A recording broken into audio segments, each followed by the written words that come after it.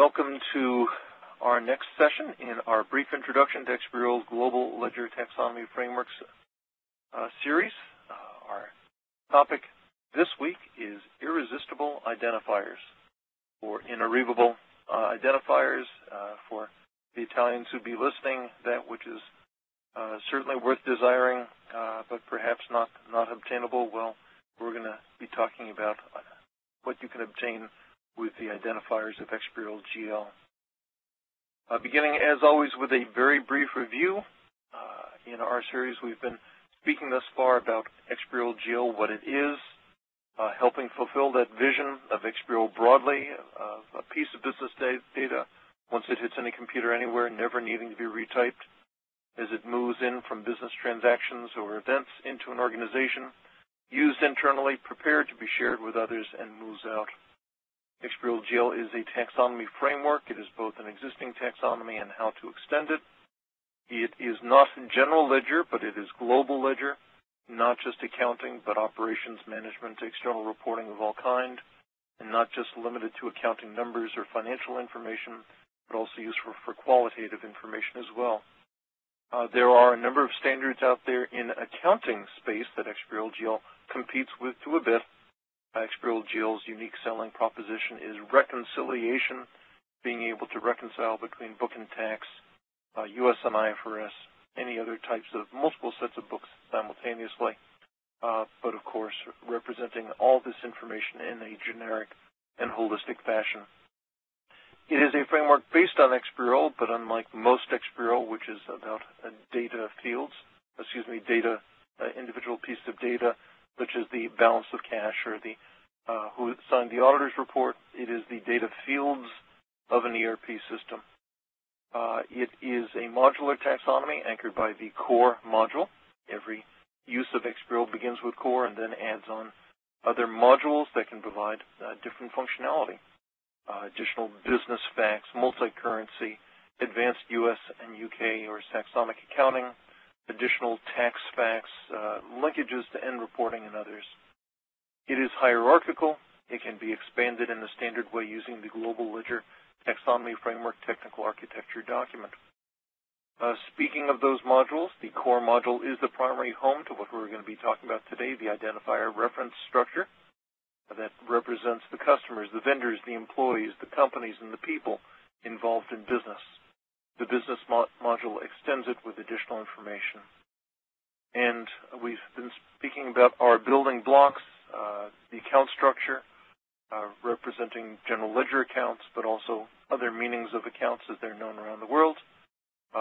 Identifiers are today's focus, measurables being the resources, things that are consumed or exchanged or traded, jobs, reporting concepts, linkages, taxes, and other things. But our focus today is the identifiers. Businesses, companies, organizations of all kind. And we're talking about basic business here. How do you represent the information that represents organizations, companies, governments, not-for-profits, just organizations of all kind? How do you identify people? How do you express their addresses? Now, this is not unique to XBRL GL. It's not unique to XBRL. There are many, many, many alternatives. The standards world has been working for a long time on how to standardize this kind of information. There are generic formats such as the OASIS CIQ that has things like XNow, the names and addresses and the like. There are purpose-specific places for names and addresses, like when you think of payroll and employees, you'd have HRXML. And as the various groups have been working on how do you standardize this, some have gone very deeply into them, trying to figure out every possible field that you would need to represent people's names, such as the difference between how a name is done in, say, the United States or in India or in Spain. The challenges of first name, last name, when depending on the presentation, the first name may be the family name or it may be the given name. When you deal with addresses, I've seen dozens, if not more, fields for an address, trying to take care of every possible intent, whether you're dealing with geospatial information or out in space or an oil rig in the middle of the Atlantic. So XBRL GL was designed to have its placeholders, generic and holistic way, as it's waited for some standard to emerge, as many different have come and gone over the last 12 years.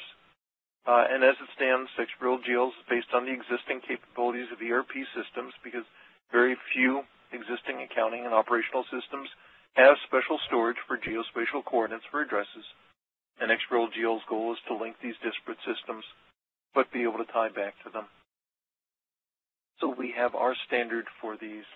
When we speak about identifiers, as I said, it's about companies, it's about people. It's the way that we represent customers and vendors and employees, internal and external salespeople, contracts, and others that are involved in business.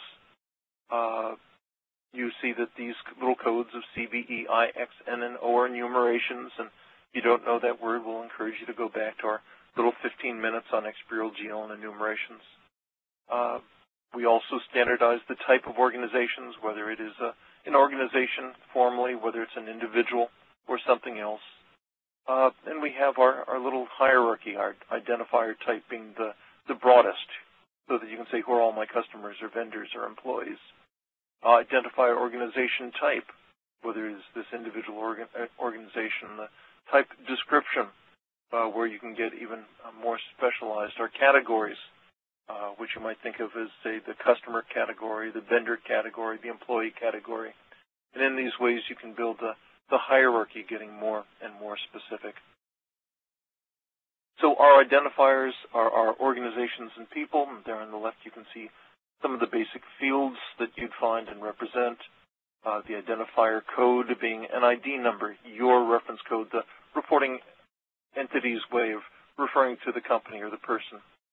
Identifier external reference grouping. This is for external codes, such as a tax organization's code or a regulatory code, so that you can track many, many different authorities to go along with your internal cross-reference for them. The nature or the organization, as we saw on the prior screen, in both enumerated and free form. The name of the organization, whether it is the customer, the vendor, the employee, the salesperson, the contractor, or others, plus free-form categorization. Structures for as many email addresses or phone numbers or fax addresses that you might need. A purpose, associating them with billing addresses, mailing, purchasing at the overall level. Then address structures, contact information structures, and whether this is an active or inactive identifier. Then as we dig into these a little bit, let's look at our addresses. You can have an infinite number of addresses with their purpose. So again, an organization may have a mailing address, a physical address, a Dropbox address, building numbers, street 1, street 2, city, state or province, country, zip, and then a code, and we use that code to associate individual contacts with an organization's individual addresses. We look at the contact. We'll see information about all the different people that you may want to track who belong to an organization or associated with an individual. We can see the name breakout, a prefix, last name, first name, suffix, attention line, their role at the organization, and then structures for an individual's phone, fax, email, and the like. So a very simple example, you've got a customer. The name of the organization is Positronic Industries. To the reporting organization, they are POS 103. Their federal ID number, so the government has given them a code of 16-8764522. Their address is 23 Elm Street, Pulteneyville, Massachusetts, 02998 in the U.S. And then just pulling out those codes, the identifier reference is our required tuple. It then brings together our C for customer, POS 103 for their code used by us.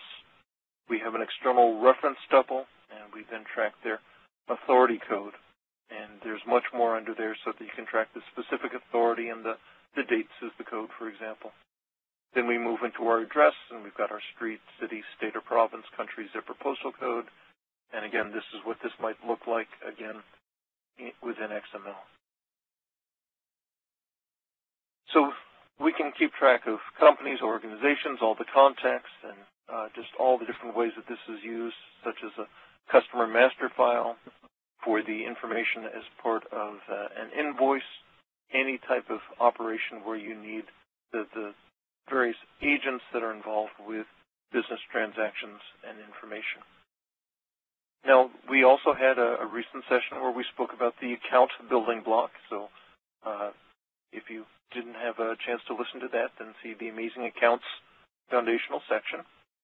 And you may recall at that time that we said that there are some regions where the companies or people are actually a part of the general ledger account structure itself. You look at the accounts receivable account number, the accounts payable account number, and you'll see the vendors and customers are just additional numbers. They are breakdowns. And so customers and vendors are actually part of the general ledger account structure. Other areas, such as in the United States, accounts and vendors and things tend to be part of subledgers, and they're not built into the standard chart of accounts. But depending on your environment, you may want your customers and vendors, employees to be part of the account structure.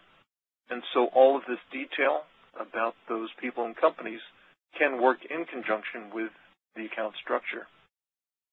This brings many great capabilities as the account structure has things like hierarchies. You can see the little arrow pointing to the parent account main ID. And in this way, you can represent organization hierarchies by using the identifier structure along with the account structure. Some places that this is common in business would be branches of a major customer, or stores or locations, or there's group buying where you have purchasing groups and things go to individual organizations, but they get invoiced to the central purchasing agent. So many different ways that this hierarchical information can be used. So let's look at a slightly more complex example. That little blue box in the lower left-hand corner is supposed to have an I building block and an M building block, and it's not showing up on my screen. So there's a lot of great artwork that we're missing on this webinar, and I apologize you can't see my inventiveness.